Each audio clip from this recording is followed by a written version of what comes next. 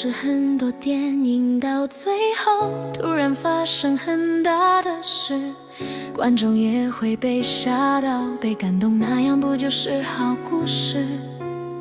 可是你一直提醒我们不能靠巧合往前推，在编剧理论里，结构到底在做什么事？在亚里士多德的视圈里，故事被定义为一个整体，有开始有中断有结尾，行动之间必须互为因果关系。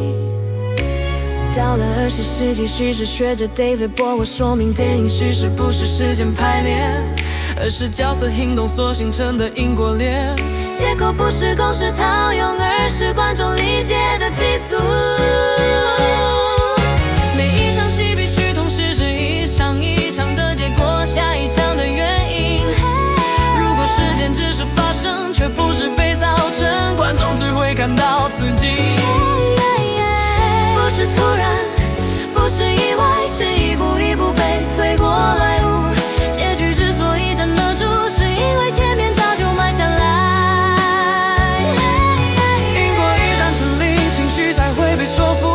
结构不是限制创作，而是让故事能被理解的路。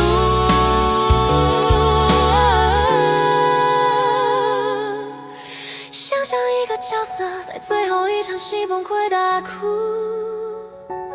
如果只是因为今天下雨，那只是情绪的辅助。但如果前面几场戏中，他一次次逃避冲突，说谎拖延，失去关系，每一步都在累积压力，那么这场崩溃不是巧合的发生，而是因果的结果，是整个结构推到这里。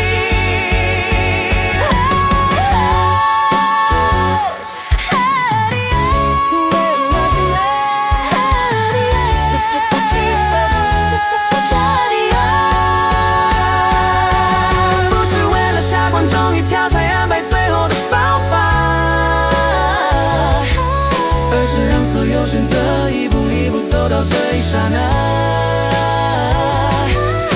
当观众回头一看，每一步都说得通。这时候情绪才会成立，故事才真的完成。我现在终于理解，结后不是时间排序，而是检查每一场戏是不是前面选择的必然结局。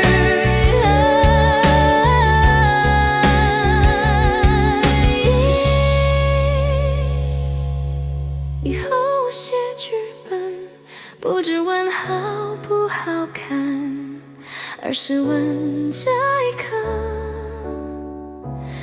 是不是被前面的行动推到这里了。